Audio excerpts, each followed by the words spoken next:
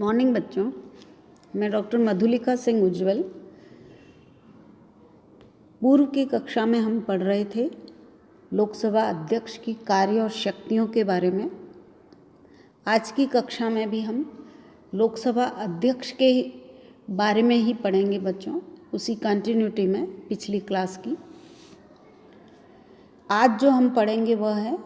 लोकसभा अध्यक्ष के संसदीय शासन के विकास में उसकी क्या भूमिका रही है या होती है, उसकी वास्तविक स्थिति, और अमेरिका और ब्रिटेन से, यानी अमेरिका के स्पीकर और ब्रिटेन के स्पीकर से भारतीय लोकसभा अध्यक्ष की तुलना, या आप कह सकते हो एक कंपैरेटिव स्टडी। तो शुरू करते हैं बच्चों कि संसदीय शासन के विकास में लोकसभा अध्यक्ष की क्या भूमिका रहती है या क्या भूमिका होनी चाहिए। तो जैसा कि पूर्व की क्लास में ही हमने देखा कि लोकसभा अध्यक्ष का चुनाव जो लोकसभा के सदस्य होते हैं उनमें से ही होता है, और जब एक बार वह सदस्य अध्यक्ष चुन लिया जाता है बच्चों, तो फिर उसकी कोई राजनीति नहीं होती। संसदीय शासन के विकास में फिर उसकी एक महत्वपूर्ण भूमिका बन जाती है, और उसको यह ध्यान रखना होता है कि अपनी इस महत्वपूर्ण भूमिका का निर्वाह वह हर संभव संसदीय शासन के विकास, संसदीय परंपराओं के संवर्धन के लिए करेगा। वैसे तो लोकसभा अध्यक्ष का चुनाव जो आप देख सकते हो कि सामान्यतः जिस दल को लोकसभा में बहुमत होता है उसी में से होता है बच्चों। तो ऐसे में यह प्रश्न भी उठता है कि जिस राजनीतिक दल का वह सदस्य होता है, तो क्या वह उस राजनीतिक दल के साथ अपने जो संबंध हैं उनकी वजह से कोई पक्षपातपूर्ण रवैया अपनाता है। तो ऐसा नहीं है बच्चों। जब एक बार कोई सदस्य लोकसभा अध्यक्ष के लिए चुन लिया जाता है तो उससे यह उम्मीद की जाती है, आप कह सकते हो एक स्वस्थ संसदीय परंपरा है यह, कि लोकसभा अध्यक्ष एक बार चुन लिए जाने के बाद वह किसी भी राजनीति,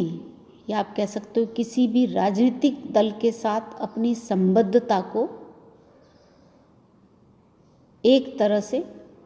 तोड़ ही लेता है, क्योंकि उसको सदन की व्यवस्था बनाए रखने के लिए, सदन की गरिमा बनाए रखने के लिए और अपने पद का भी सम्मान बनाए रखने के लिए ऐसा करना ही पड़ता है, या कह सकते हो कि ऐसा करना लोकसभा अध्यक्ष के पद के लिए भी गरिमामय होता है। हमारे यदि पहले लोकसभा अध्यक्ष की बात करें बच्चों, तो श्री जी.वी. मावलंकर लोकसभा के पहले अध्यक्ष बने थे। एक बार आप पुनः नाम सुन लें, श्री जी.वी. मावलंकर। इनके समय में इनके द्वारा इस तरह की परंपराएं डाली गई कि वे आज तक लोकसभा की कार्रवाइयों का, लोकसभा के अध्यक्ष के दायित्वों का निष्पक्षता, गरिमा और प्रतिष्ठा के साथ निर्वहन कर रहे हैं। यानी श्री जी.वी. मावलंकर जो पहले लोकसभा अध्यक्ष थे बच्चों, उनके द्वारा जो लोकसभा अध्यक्ष का दायित्व है वो इस तरह से निभाया गया कि आगे चलकर उनके द्वारा निभाए गए दायित्वों का, उनके द्वारा निर्वहन किए गए कार्यों का लोकसभा अध्यक्ष के लिए एक तरह से आप कह सकते हो मार्गदर्शन का काम किया। हाँ, यहाँ पर मैं ये आपको बताना चाहूँगी कि जैसा कि मैंने अभी पूर्व में कहा कि एक बार लोकसभा अध्यक्ष का चुनाव हो जाता है, जब कोई सदस्य लोकसभा के अध्यक्ष के लिए चुन लिया जाता है लोकसभा के सदस्यों में से ही, तो वह फिर अपने राजनीतिक दल के साथ प्रत्यक्ष रूप से अपनी संबद्धता जाहिर नहीं करता है अपने पद की गरिमा को ध्यान में रखते हुए, परंतु श्री जीवी मावलंकर थे जो पहले लोकसभा अध्यक्ष, उनके द्वारा यह स्पष्ट कहा गया कि वे अध्यक्ष पद पर निष्पक्ष रहने की, स्वतंत्र होकर निर्णय देने की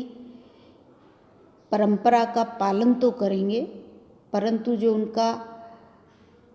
भारतीय राष्ट्रीय कांग्रेस से जो उनका संबंध है बच्चों, वह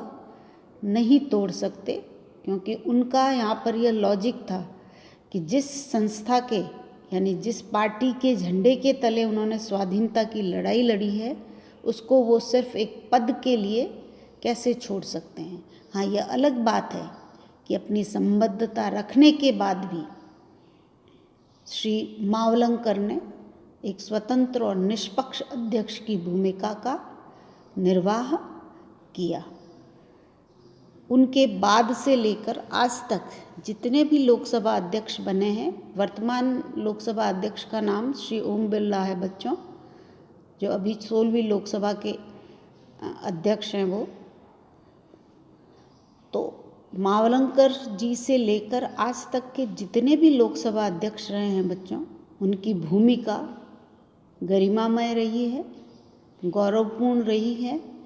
और संसदीय शासन के विकास में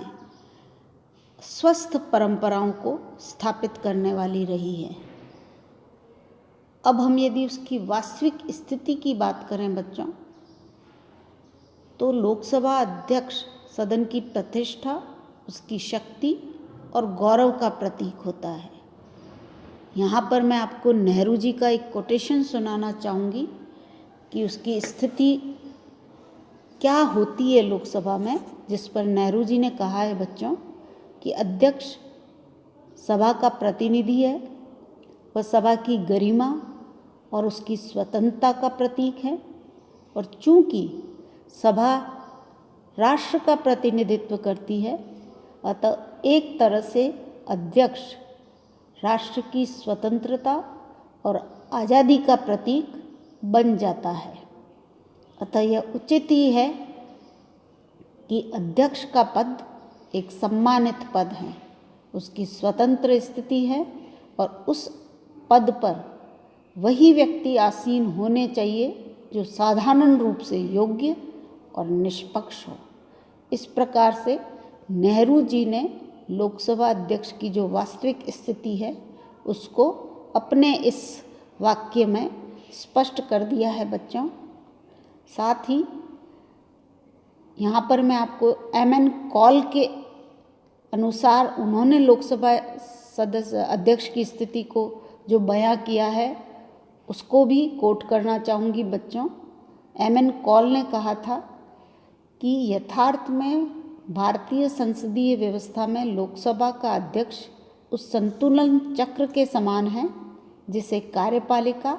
और व्यवस्थापिका के संबंध में आप कह सकते हो एक प्रकार से संतुलन बनाना पड़ता है। तो इस प्रकार से बच्चों लोकसभा अध्यक्ष की स्थिति सदन में बहुत ही प्रतिष्ठा, गरिमा और सम्मान की होती है। हाँ, ये उस पर निर्भर करता है कि वह इस प्रतिष्ठा, गरिमा और सम्मान को बनाए रखें। उसकी स्थिति कितनी अहम, महत्वपूर्ण है बच्चों, अब मैं आपको कुछ बिंदुओं में बताना चाहूँगी कि पहला तो जो उसके द्वारा निर्णय दिए जाते हैं लोकसभा में बच्चों, वह आगे चलकर नज़ीरें बन जाती है। नज़ीरों का मतलब आने वाले लोकसभा अध्यक्ष उन निर्णयों के आधार पर अपने निर्णय देने लगते हैं। साथ ही दूसरा कई बार जो पूर्व में दिए गए निर्णय हैं लोकसभा के अध्यक्ष के द्वारा, जिनको हम कहते हैं कि नज़ीरें बन जाती है आने वाले लोकसभा अध्यक्षों के लिए, उनका संग्रह भी कर लिया जाता है और समय आने पर उनको प्रक्रिया नियमों में परिवर्तित भी कर लिया जाता है। यानी लोकसभा अध्यक्ष द्वारा जो निर्णय दिए गए हैं वो इतने स्पष्ट, इतने निष्पक्ष होते हैं कि आने वाले समय में वह लोकसभा की कार्रवाइयों में प्रक्रिया नियमों के रूप में परिवर्तित होकर काम में लिए जाते हैं। या आप कह सकते हो कि इस अध्यक्ष द्वारा दिए गए निर्णयों के अनुसार ही आने वाले अध्यक्ष भी उनका अनुसरण करते हुए निर्णय देने की कोशिश करते हैं। यहाँ पर एक अहम बात और जो मैं बताना चाहूँगी बच्चों को, कि अध्यक्ष के निर्णयों को केवल प्रस्ताव रखकर ही चुनौती दी जा सकती है, बिना प्रस्ताव के उसके निर्णयों को चुनौती नहीं दी जा सकती। साथ ही चुनौती तो प्रस्ताव द्वारा दी जा सकती है, परंतु सामान्यतः उन पर आपत्ति नहीं उठाई जाती है। हाँ, लोकसभा के सदस्य अध्यक्ष के निर्णय पर यदि विरोध प्रकट करते हैं तो वह सभा और अध्यक्ष दोनों के ही मामले में अवमानना के दोषी होते हैं। यानी लोकसभा के अध्यक्ष के निर्णयों का सदस्य विरोध नहीं कर सकते, यदि करते हैं तो वह अध्यक्ष के और सभा के अवमानना के दोषी माने जाते हैं। साथ ही यहाँ पर अध्यक्ष को यह भी एक तरह से कह सकते हो आप परंपरा या पावर है कि वह अपने निर्णयों के कारण बताने के लिए बाध्य नहीं होता या नहीं किया जा सकता है, और न ही उसके द्वारा दिए गए निर्णय, उसके द्वारा व्यक्त किए गए विचारों या वक्तव्यों की आलोचना ही की जा सकती है। तो इस प्रकार से बच्चों, उपरोक्त बिंदुओं में आप देख सकते हो कि लोकसभा अध्यक्ष की स्थिति कितनी महत्वपूर्ण है, कितनी गरिमामय और सम्मानजनक है। इसका कारण भी है बच्चों कि जो समस्त संसदीय सचिवालय है वह उसका जो सारा प्रशासन है उस पर लोकसभा अध्यक्ष का ही नियंत्रण होता है। उसी के आदेशों से सारा प्रशासन चलता है और सदन के कार्य को चलाने संबंधी सारे अधिकार हैं, जो कि हमने पूर्व में कार्य और शक्तियों में देखे बच्चे, कि सदन का ए से जेड तक का जो निर्णय है वो लोकसभा अध्यक्ष के द्वारा ही या उसके कार्यक्षेत्र में ही आता है। तो इस प्रकार से लोकसभा अध्यक्ष की स्थिति बहुत ही महत्वपूर्ण हो जाती है। वास्तव में वह एक अभिभावक के रूप में अपना दायित्व निभाता है और यह कोशिश करता है कि वह सदन की गरिमा को, उसके सम्मान को बनाए रखें और आरोप प्रत्यारोप लगाने की बजाय स्वस्थ विचारों के आदान प्रदान को अवसर प्रदान करे लोकसभा में, और आने वाले अध्यक्षों के लिए भी नज़ीरें पेश करें। अब हम आते हैं भारतीय लोकसभा स्पीकर की ब्रिटेन और अमेरिका के स्पीकर से तुलना। तो यहाँ पर मैं इतना कहना चाहूँगी बच्चों कि भारतीय लोकसभा स्पीकर की जो स्थिति है वह न तो ब्रिटिश स्पीकर के समान शक्तिशाली है और न तो अमेरिकी अध्यक्ष के समान कमज़ोर है। कैसे बच्चों? कि भारतीय लोकसभा का अध्यक्ष अपना संबंध एक बार जब उसका लोकसभा अध्यक्ष के रूप में चुनाव हो जाता है तो राजनीतिक दलों से या अपनी दलगत राजनीति से उस रूप में नहीं तोड़ता है जितना कि ब्रिटेन का स्पीकर तोड़ लेता है। यानी ब्रिटेन में यदि एक बार स्पीकर पद पर किसी अध्यक्ष का चुनाव हो जाता है तो वह पूरी तरह से अपने राजनीतिक दल से संबंध तोड़ लेता है और उसकी दलगत राजनीति से बिल्कुल अपने आप को अलग कर लेता है। परंतु यहाँ पर यह भी बताना चाहूँगी कि वह यानी भारतीय लोकसभा का स्पीकर पद ग्रहण करने के बाद इतना भी पक्षपात नहीं करता जितना अमेरिकी प्रतिनिधि सदन का अध्यक्ष करता है। यानी भारतीय लोकसभा का अध्यक्ष एक बार अध्यक्ष पद पर चुने जाने के बाद अपने राजनीतिक दल से संबंध रखता है, पूरी तरह से विच्छेद नहीं करता है, परंतु साथ ही वह सक्रिय राजनीति में भी भाग नहीं लेता है जैसा कि अमेरिकी प्रतिनिधि सदन का अध्यक्ष करता है। परंतु ब्रिटिश स्पीकर की तरह वह पूरी तरह से दलगत राजनीति या अपने राजनीतिक दल से संबंध नहीं तोड़ता है, परंतु फिर भी दलगत राजनीति से ऊपर उठकर अपने राजनीतिक दल से संबंध रखने के बाद भी भारतीय स्पीकर्स ने हमेशा संसदीय परंपराओं को संवर्धन किया है, संसदीय परंपराओं में स्वस्थ और निष्पक्ष और स्वतंत्रता का उदाहरण पेश किया है। जैसा कि एक लोकसभा अध्यक्ष रहे थे सरदार हुकुम सिंह, उनका मैं जो भारतीय अध्यक्ष की निष्पक्षता है उसके बारे में दिया गया वक्तव्य बताना चाहूँगी बच्चों यहाँ पर, कि उन्होंने कहा जब वो अध्यक्ष थे सरदार हुकुम सिंह जी, तो उन्होंने कहा कि आपको मालूम होगा कि एक तरफ जहाँ विरोधी दलों के कुछ सदस्यों ने मेरी निष्पक्षता को चुनौती दी है, वहीं दूसरी ओर सत्तारूढ़ दल के सदस्यों ने प्रतिपक्ष के प्रति यानी विपक्ष के प्रति मेरे झुकाव की शिकायत की है। तो क्या यह प्रतिक्रिया का अंतर्विरोध मेरी निष्पक्षता का प्रमाण नहीं है? यानी यहाँ सरदार हुकुम सिंह जी जो कभी लोकसभा अध्यक्ष रहे थे, उनका कहना कि एक तरफ तो विरोधी दल मेरी निष्पक्षता पर प्रश्न उठा रहे हैं और दूसरे तरफ प्रतिपक्ष यानी जो पक्ष वाले हैं वह भी मेरा झुकाव दूसरी तरफ यानी विपक्ष की तरफ होने का दावा कर रहे हैं, तो मेरी निष्पक्षता का प्रमाण इससे बड़ा हो नहीं सकता है। तो इस प्रकार से बच्चों लोकसभा अध्यक्ष की कार्यशक्तियाँ, उसकी संसदीय शासन के विकास में भूमिका, उसकी वास्तविक स्थिति कि वह कितना पावरफुल होकर अपनी महत्वपूर्ण